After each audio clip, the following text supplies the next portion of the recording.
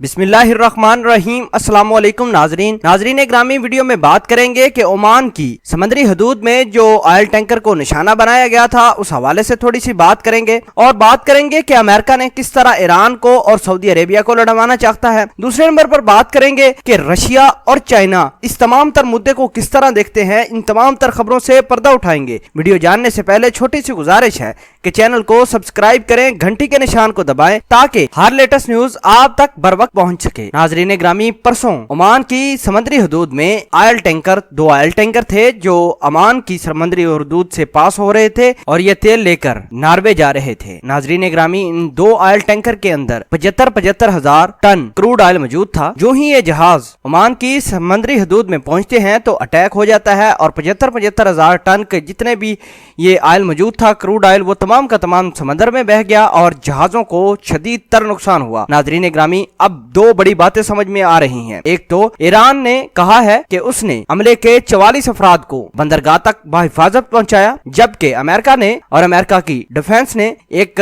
Video release کی ہے۔ اس video میں یہ دیکھا جا سکتا ہے کہ کوئی ایک چھوٹی کشتی ہے اور اس کشتی کے اندر کچھ لوگ موجود ہیں جو ان آئل ٹینکر کے اوپر پانی گرا رہے ہیں، لیکن امریکہ نے اس بات کا دعویٰ کیا ہے کہ یہ کشتی آئل ٹینکر کی مدد کرنے کے لیے نہیں بلکہ اس پر اٹیک کرنے کے لیے آئی تھی۔ حالانکہ یہ کشتی ایران کی کشتی تھی اور ریولیوشنری گارڈ کی یہ کشتی تھی۔ اور ناظرین گرامی، آپ کو آگاہ کرتے چلیں کہ ایران نے بات بالکل ٹھیک کی تھی کہ ہمارے پاس جو کوسٹ گارڈ تھے انہوں نے 44 افراد کو بحفاظت بندرگاہ تک پہنچایا، لیکن ایک گروپ یا ایک فریقین کا یہ بھی کہنا ہے کہ جاپان کے آئل ٹینکر آپریٹر نے یہ دھماکہ کروایا ہے۔ ایک فریقین کا یہ بھی کہنا ہے چونکہ جاپانی آئل ٹینکر آپریٹر اس جہاز کی مرمت وغیرہ کرتے رہے ہیں، جس کی وجہ سے انہوں نے بم نصب کیا تھا اور وہ عمان کی سمندری حدود میں جا کر پھٹ گیا۔ ناظرین گرامی، یورپی یونین اور دیگر یورپی یونین کے متحد جو ادارے ہیں وہ میدان میں کودے ہیں اور انہوں نے کہا کہ اس معاملے کو مکمل طور پر آزادانہ طریقے سے تحقیقات کروائیں اور کون سی وہ کشتی تھی یا کس شخص نے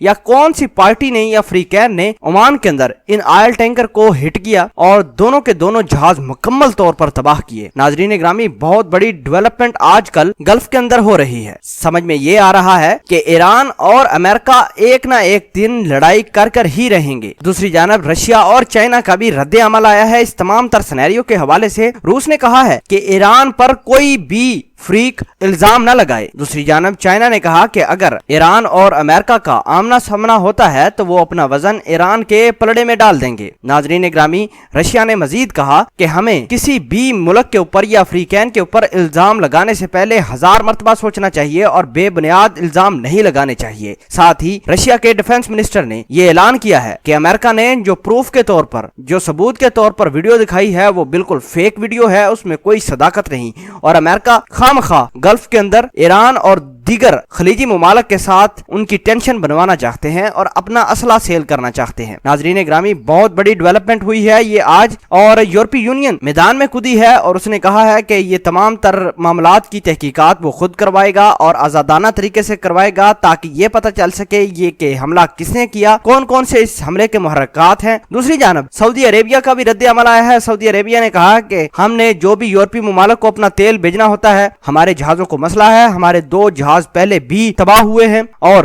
آئندہ بھی خدشہ ظاہر کیا جا رہا ہے کہ یورپ میں لے کر جانے کے لیے آئل ٹینکرز کا جو روٹ ہے اس کو سیف بنایا جائے۔ یورپی یونین سے انہوں نے درخواست کی ہے، دیگر ممالک، دیگر فریقین کو مذاکرات پر آنے کی دعوت بھی دی ہے اور کہا ہے کہ ہمیں اس خطے میں امن کے لیے کام کرنا ہوگا۔ ناظرین گرامی، رشیا اور چائنا نے اپنا تمام کا تمام وزن ایران کے پلڑے میں ڈالا ہے۔ کل کو اگر ایران اور امریکہ کی لڑائی ہوتی ہے تو یقین مانے امریکہ اس دلدل میں پھنس جائے گا جس کا آپ اور نہ ہی میں کوئی حساب لگا سکتے ہیں۔ بہرحال جو بھی ہو، ایران پر اس طرح پابندیاں نہیں لگانی چاہیے اور امریکہ بیجا فضول ویڈیوز دکھا کر دنیا کو بہکا رہا ہے کہ یہ ایرانی کشتی ہے، یہ اٹیک کرنے کے لیے آئی تھی عمان کے اندر جہازوں کے اوپر، حالانکہ اس ویڈیوز میں کوئی صداقت نہیں، اور جو کشتی آئل ٹینکرز میں لگی آگ کو بجھا رہی ہے وہ ایرانی کشتی تھی اور اسی کشتی نے عملے کے 44 افراد کو بحفاظت بندرگاہ تک بھی پہنچایا۔ ناظرین گرامی، امریکہ کی اس ہٹ درمی کو آپ کس طرح دیکھتے ہیں؟ کمنٹ سیکشن میں اپنا اظہار خیال ضرور پوسٹ کیجیے گا۔ جزاک اللہ۔